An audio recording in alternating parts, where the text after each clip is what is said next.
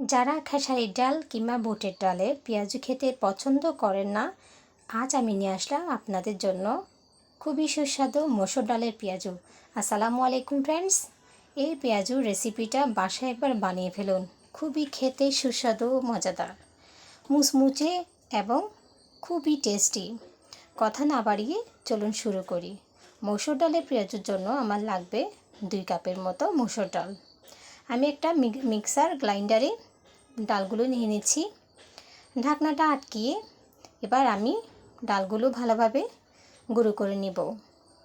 এই গুঁড়ো করা মসুর ডালের সাথে বিভিন্ন ধরনের উপকরণ মিশিয়ে তৈরি হবে আজ আমার মজাদার মসুর ডালের পেঁয়াজু। যারা খেসারির ডাল কিংবা বুটের ডাল খেলে পেটে অসুবিধা হয়, তাদের জন্য এই রেসিপিটা খুবই দরকার। বানিয়ে ফেলুন চটজলদি। ভালো করে ডালগুলো আমি গ্রাইন্ডারে গুঁড়ো করে নিচ্ছি। গুঁড়ো হয়ে গেলে এবার আমি গুঁড়ো পাউডারগুলো একটি বাটিতে ঢেলে নেব। একটা বাটিতে আস্তে আস্তে ঢেলে নিচ্ছি সবগুলো গুঁড়ো পাউডার। খুব বেশি ভাঙতে যাবেন না, খুব বেশি গুঁড়ো করে ফেললে এটা কিন্তু খেতে তেমন মজা লাগবে না।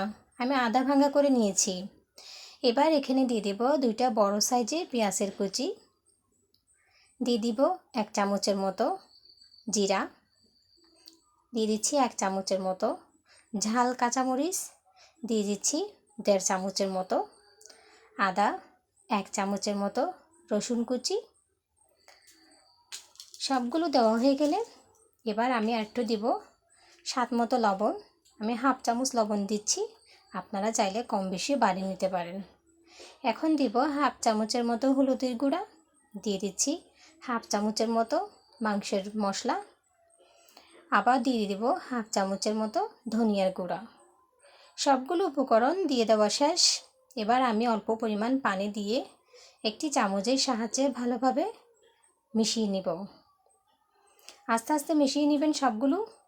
একটু পানি বাড়তি করে দিবেন যাতে ডালটা মেশতে খুব সহজ হয়। আঠালো ভাবের জন্য দিয়ে দিচ্ছি 1/4 কাপের মতো ময়দা। এটা এই মিশ্রণটার আঠালো ভাব আনার জন্য খুবই সাহায্য করবে। হাতের সাহায্যে একটু মথে নিয়ে আমি রেস্টের জন্য রেখে দিয়েছি 5 মিনিটের মতো। 5 মিনিট পর ফিরে আসলাম। দেখুন আমার এই ডাল ভাঙ্গাগুলো খুব সুন্দর ফুলে গেছে এবং খুব স্মুথ হয়েছে। এবার আমি এগুলো ভেজে নেব। ভাজার জন্য আমি চুলায় প্যান বসিয়ে দিয়েছি। দিয়ে দিচ্ছি অল্প পরিমাণ সয়াবিন তেল। তেল গরম হয়ে আসলে আমি একটি চামচের সাহায্যে 1 চামচ করে পেঁয়াজগুলো ভেজে নেব। আস্তে আস্তে দিবেন, তাড়াহুড়ো করতে হবে না। খুব অল্প সময়ের মধ্যে এই পেঁয়াজগুলো খুব সুন্দর ভাজা হয়ে যাবে। মুচমুচে খেয়ে মজাদার এই পেঁয়াজগুলো খুব কম সময়ের মধ্যেই আপনারা বাসায় বানিয়ে নিতে পারবেন। খুব অল্প পরিমাণ উপকরণের মাধ্যমে মজাদার পেঁয়াজু বানাতে এই রেসিপিটা একবার ফলো করুন। সবগুলো দিয়ে দেওয়ার পর উপর পিঠ করে ভেজে নিতে হবে। সবগুলো আমি উপর পিঠ করে ভেজে নিচ্ছি। চুলার আঁচ নর্মাল হিটে রেখে আমি এগুলো ভেজে নিচ্ছি। হাই হিটে ভাজতে যাবেন না, এতে পেঁয়াজগুলো পুড়ে যাওয়ার সম্ভাবনা থাকে।